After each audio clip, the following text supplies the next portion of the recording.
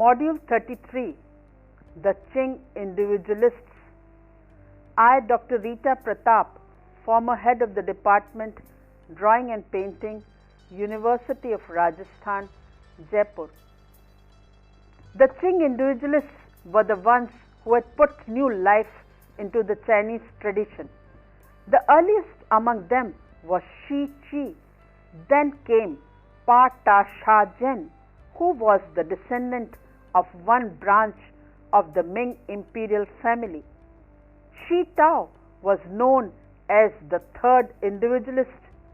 Kung Hisin was traditionally classed as one of the 8 masters of Nanking. Kung Hisin pupil Wang Kai produced a more ambitious handbook illustrated with woodcuts in color. The Qing individualists, scholar painters who withdrew into private life at the early Qing period on the accession to power of the alien Manchus, might have been expected to take as their models the scholar painters of the Yuan dynasty, who had become recluses under similar circumstances. That they did not was chiefly because the style of the Yuan masters had already been appropriated by the orthodox literati, many of whom were loyal, serving the Manchus. If painting was to become a living art once more, the painter had clearly to free himself from the burden of theory and scholarship carried by the literati. He must use his art for the spontaneous expression of his own feelings. This is the Qing individualists triumphantly accomplished, putting new life into the Chinese tradition. Moreover, now in early Qing period, many educated men renounced their lives of worldly affairs, either through physical withdrawal from the urban center into Buddhist or Taoist monasteries, or through psychological withdrawal into private world of eccentricity, where they were exempted from social and political responsibilities by the traditional Chinese tolerance of erratic behavior. Shi Qi or Kun Tusan, who was active from 1610 to 1693, the earliest of the Qing individualists, was Shi Qi, who was a devout Buddhist. He spent the greater part of his life as a monk in Buddhist monasteries in and around Nanking.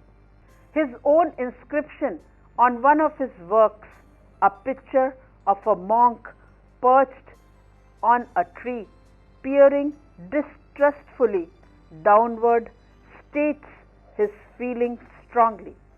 The question is how to find peace in a world of suffering. You ask how I came hither. I cannot tell the reason. I am living high up on the tree and looking down. Here I can rest free from all trouble like a bird in its nest. People call me dangerous man, but I answer, you are like devils.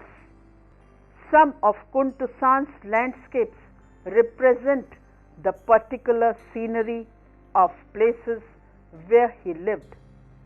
The subject of Kun Tusan's most famous composition is the Pao and Temple, dated to 1664, detailed from a hanging scroll, ink and colors on paper, and in the collection of the late Kachi Sumitomo, Ohio, Japan, which overlooked the Yangtze River near Nanking. The painting reveals the fondness he felt towards these old buildings and their settings. Most remarkable of all is the colorist treatment of hill, in which Kuntusan abandoned all his considerations of strong or distinctive brushwork to capture in wet, sketchy strokes a quick impression of fading light. Shichi's hanging scroll in New York collection, dated to 1666, is Wooded Mountain at Dusk. Here is found a hint of the close-knit compositions of Wang Mang, though his scrubby brushworks makes no obvious appeal to the viewer. Kuntusan's style exemplifies the quality that the Chinese critique term luxuriance or denseness. The characteristics of his landscape is the texture quality, which he depicts with a dry, scrubby brush, which has the grouping, almost fumbling quality that we find in Cézanne. His autumn landscape, dated 1666, is a hand scrawl, ink and light color on paper, and at present in the collection of British Museum, London. Gives an impression of grandeur and serenity. Pa Ta Shan Jen, active from 1625 to 1705. A very different type of expressionist was Chu Ta. He gave himself many names, but is known chiefly by an odd Taoist appellation, Pa Ta Shan Jen, which he used after 1689. Born in 1625, he was a descendant of one branch of the Ming imperial family. Upon the fall of the dynasty, when he was about 20, he became a Buddhist monk. It is said that on the death of his congenitally dumb father, he became dumb himself. Nevertheless, he loved company and drink and had many friends. Most of his paintings were done while he was drunk. People who wanted works by him piled him with wine until he was completely drunk. Fish Bird Rock by Pa Ta Shan Jen, dated to 1694. It is ink on paper, a hanging scroll, and at present in the collection of Rittberg Museum, Zurich. This picture shows the high degree of abstraction which Chu Ta was able to attain.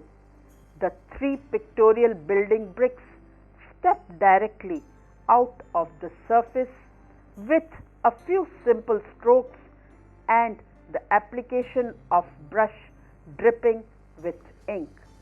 The artist created a picture simultaneously in the spirit of the Chan painting and the literati. The hovering fish shows characteristics of traditional painting. Water is not represented. Chu Ta is better known under his artist's name of Bada Shan Ren and the monk Hon Gren. In his painting, Pa Ta Shan Jen transferred the following brushstrokes calligraphy to the painting of landscape.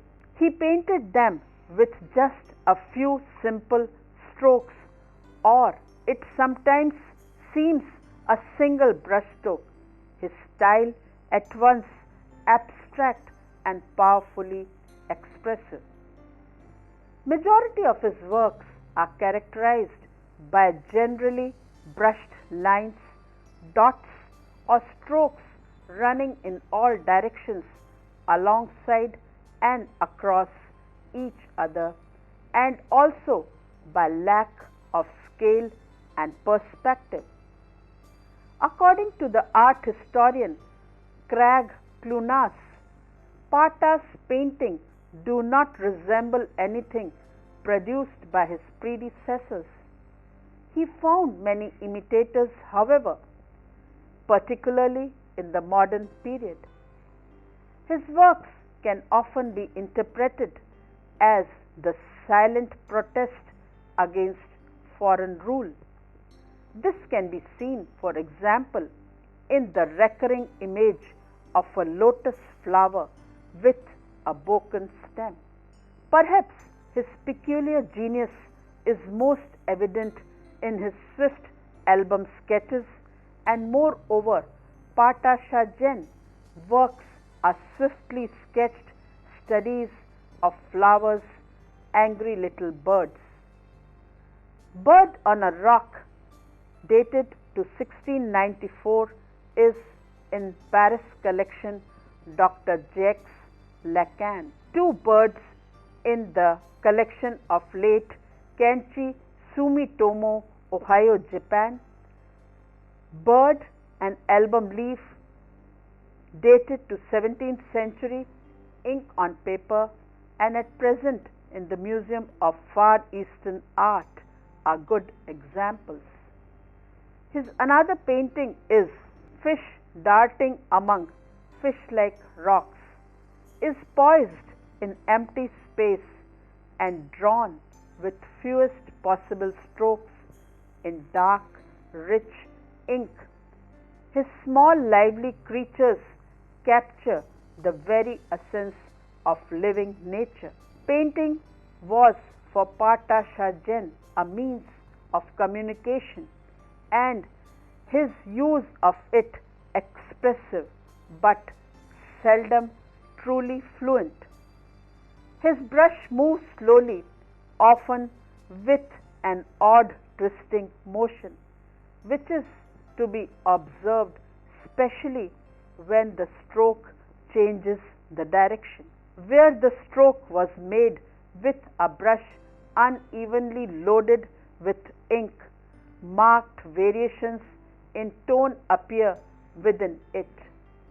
Spots of ink are sometimes applied so wet that edges blur as the ink suffuses outward. At other points, the stroke is dry and scratchy.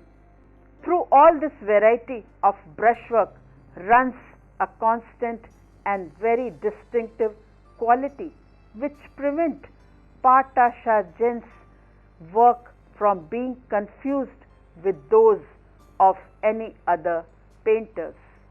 Occasionally, he painted landscapes beneath whose creative abstract forms lies a deep feeling for the monumental compositions of the northern Shung dynasty. In a landscape leaf from an album painted on silk in the Honolulu Academy of Art is among the few works done in color. A particular stroke and bent are repeated throughout the picture, whereas in the hanging scroll in the Shokoku-ji, a Buddhist temple in Kyoto, it is ink on paper, is a landscape of a different sort, more sparse and less tightly knit in design, with even more of an air of improvisation. Yet the landscape has the organic unity of a natural growth and a monumentality that evokes echoes of the northern Shung artist when Pata revered. Chita was active from 1641 to 1717. The third great individualist, the painter with greatest breadth of vision and the finest technician as well, was Tao Chi, also known as Shi Tao, the name he adopted as a monk. He did not settle for long in any single place and spent much of his life wandering about China, visiting sacred mountains in the company of monks and scholars, spending 3 years in Peking, where he and Wang Yuanqi collaborated on a picture of bamboo and rocks, until his late years, which were mostly spent in and around the city of Yangzhou, where he often painted in the company with Pa Zhen till later death in 1705. He followed the precepts of Qiu Hisi, absorbing sensory impressions from nature, but also trying to understand the hidden forces of heaven and earth.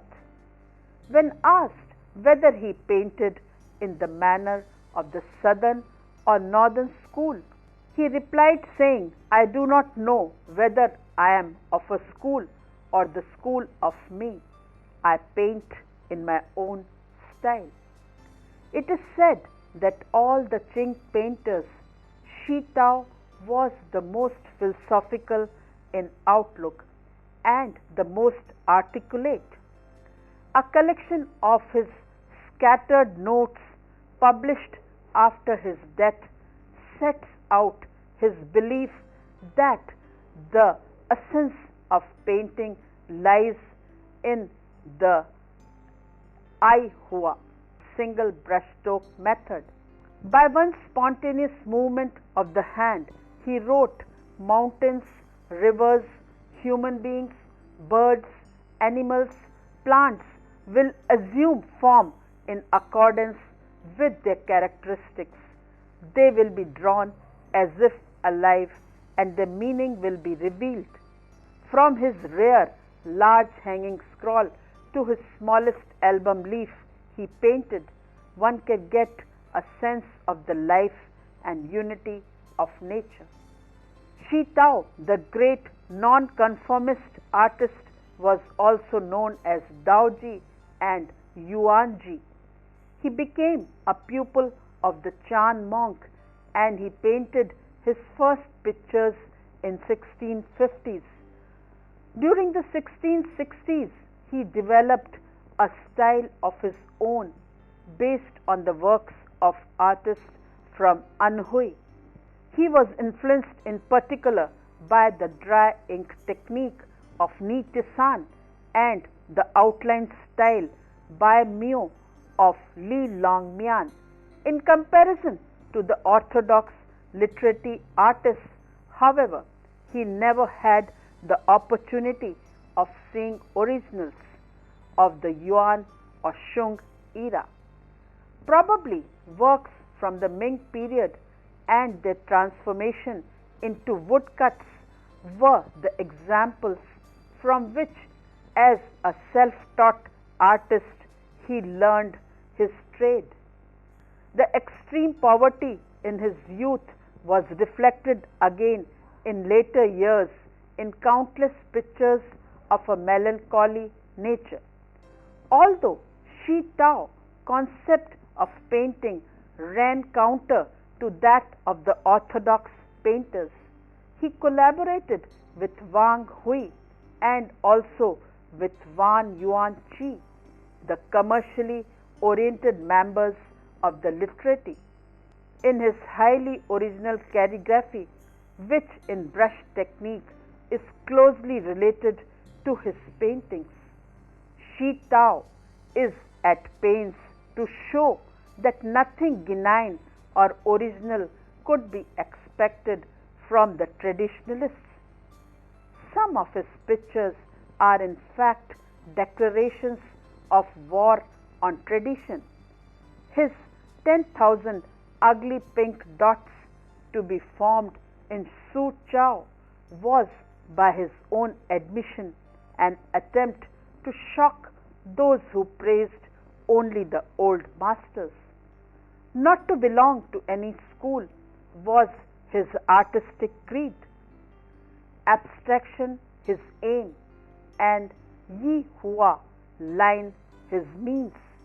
This priority of line, a stroke of which can denote the infinity of creation may have arisen from his knowledge of Chan Buddhism. But Daoism might also be possible inspiration in this matter.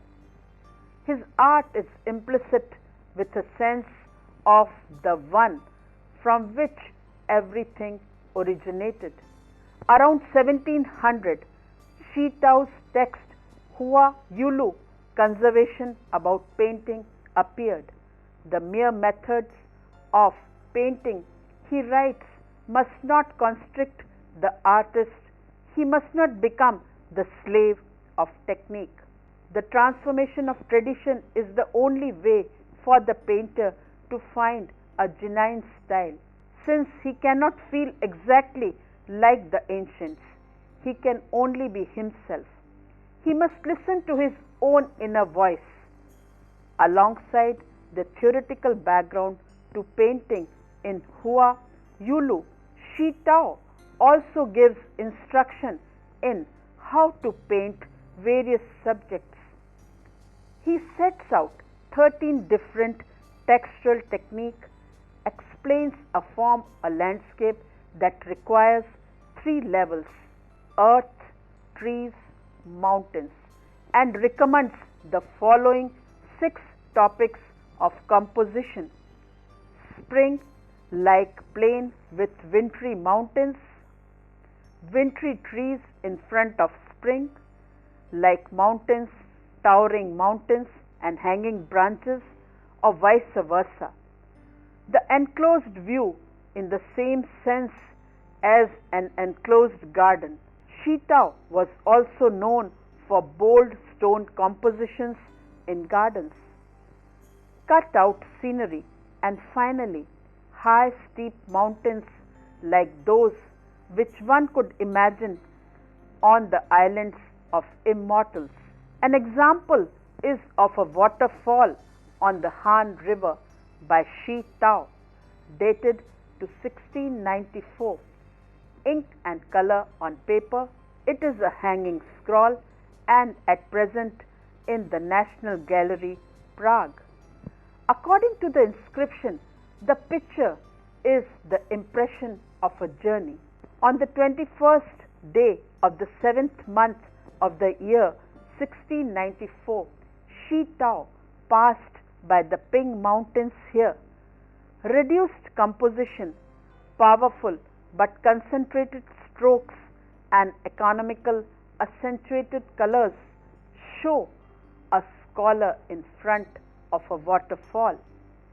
Tension is created through the empty space and through the contrast of the high cascading waterfall and the horizontally composed pine trees.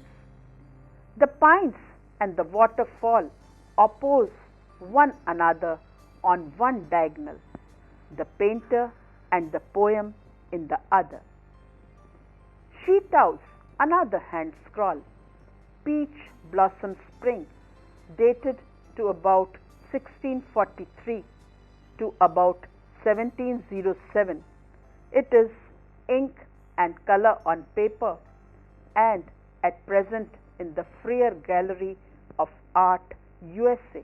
With the theme of the peach blossom spring, Shi Tao varied a standard motif of literati painting. The Ming literati immortalized the motif, especially Chiu Ying, Tao Yuan Ming, the prose poem. Peach Blossom Spring tells the story of a fisherman who passes through a gap in the rocks into another heavenly world after traveling along the river bank with only peach trees growing on it. The inhabitants of that world live in peace and prosperity, never returning to the world on the other side of the mountains. They look after the fisherman well and ask him to keep their existence a secret. When the fisherman returns to his own world, he makes the way to the gap in the rock exactly, but when the perfect on the basis of his report, sends out a search party. There is no trace of a path to that heavenly world. In order to give expression to his feelings, he not only flouted all the rules but invented a new range of forms and techniques. An album leaf, Plantations After Rain, now in a private collection of China. Here he has applied pure color in washes of blue and pink and dot it upon the surface of the paper like the 19th century pointillist. Shi Tao Chi's album leaf, a man in a house beneath a cliff of the Nu Wa Chai collection, represents a man in a hut built beneath an overhanging cliff. But the movement of the line in drawing of rocks is too grand, too sweeping to be limited to a particular object, and the use of multiple contours suggests the artist's refusal to fix such limits. A height of grandeur and universality is reached in Shi Tao Chi's masterwork, the great waterfall on Mount Lu. It is a hanging scroll, ink and light colors on silk, and at present in the collection of late Kanchi Sumitomo, Ohio, Japan.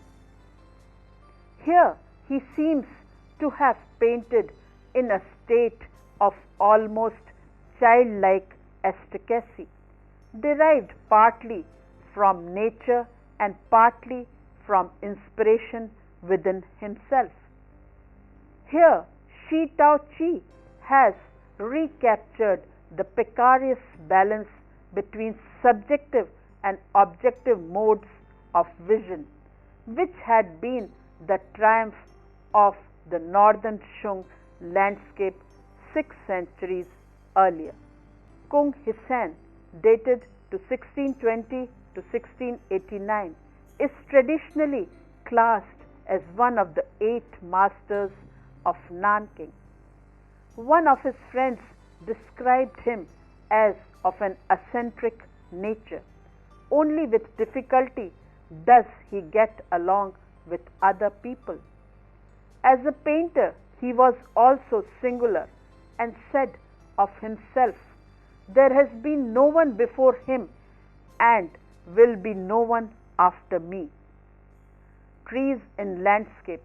It is a section of a hand scroll, ink on paper, and at present in the collection of William Rockhill, Nelson Gallery of Art, Kansas City, Missouri. Over Kung Hussein's landscape there hangs absolute silence. No wind stirs the branches. No scholar saunters down the path. The stillness is partly an expression of Kung Hussein's brooding nature, and partly the result of his working almost entirely in graded ink tones, making scarcely any use of the brushstrokes that give life and movement to almost all Chinese painting. It is said that Kung Hsien was also an active teacher who prepared for his students a handbook of instruction in the art of landscape painting. In 1679, one of Kung Hsien's pupil, Wang Kai, produced a more ambitious handbook illustrated with woodcuts in color. Thus, the painting manual of the mustard seed garden proved to be exactly what the growing army of amateur painters required. However, the mustard seed garden was by no means the first Chinese book with woodblock illustrations. Woodblocks had been in use since the Tang dynasty for printing and illustrating Buddhist scriptures. An example by anonymous painter Kuai Yin with willow and vase. It is a woodblock print from Tung Huang belonging to Tang dynasty and at present in the collection of BM London. By the Shung dynasty, line prints were being colored by hand and Yuan period saw the first experiments in color printing. The treatise on the paintings and writings of the 10 Bamboo Studio, prepared by a group of Nanking painters between 1620 and 1630, show what success Chinese craftsmen had achieved their aim of making a color print resemble a watercolor painting. The painters of Anhui. During the Qing dynasty, the painters who worked in the province of Anhui, at least 4 of them deserve mention: Hishio Yuntusung, Hang Zhen, Cha Shi Pio, and the eccentric Mi Ching. Among these, the most gifted was Hang Zhen, who was active from 1610 to 1663. Born Chiang Tao, he took the Buddhist name Hang Zhen when he entered the monastery after the fall of the Ming dynasty. He absorbed the spirit of the Yuan master Ni Tisan rather than his technique. Rivers and Mountains Without End, dated to 1666. It is a section of a hand scroll, ink and light colors on paper, and at present in the collection of late Kanchi Sumitomo, Ohio, Japan. Zen here delineates and delimits sharply the objects in his landscapes, arranging them in orderly structures with fine lines of almost geometrical precision, yet achieving a breadth and serenity of mood that recall Huang Kung Wang. Thus he was admired and loved for the purity of his heart and mind, qualities revealed in all his painting. Kun Tusan was a fine landscape painter but also produced figure studies and plant paintings. His sources of inspiration were primarily the 4 masters of the Wang era, especially Wang Meng and Huang Gongwang. Kun Tusan pictures are the expression of an intense experience of nature, not the mere representation of technical possibilities of the brush, the ink, or the colors. Through he mastered all these to perfection. Kun Tusan portrays landscapes atmospherically and in detail on the basis of sequence of seasons still preserved complete even if scattered around 3 museums. Kun Tusan's ability to represent the mood of landscape becomes clear: summer, autumn, and winter. The later dating from the year 1666 are shown here together for comparison. Spring, the 4th landscape, is to be found in the Cleveland Museum of Art, USA. The examples are summer, painted by Kun Tusan, ink color on paper, album leaf, and in SMBPK Berlin collection. This picture, like the other in the series, is provided with the inscription by the artist and bears 3 seals with the names Chi Kui, Shi Chi, and Kan Chi, 3 names regularly used by Kun Tusan. Autumn by Kun Tusan, ink and color on paper. It is an album leaf and at present in the British Museum, London.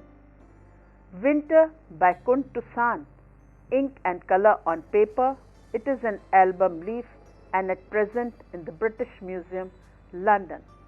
In all the four landscapes, the painter shows a gentle landscape of hills, old trees, and a simple but in which a scholar is sitting. These four landscapes, dedicated to a friend, were originally conceived as album leaves, but are now mounted onto small hand scrolls. For each season, Kunt-san depicts different weather conditions. A clear winter day contrasts with the hazy and sultry summer's day, for example. By wearing both the coloring and also the contrast between clear line and misty washes, all his landscapes are dense and unsettled.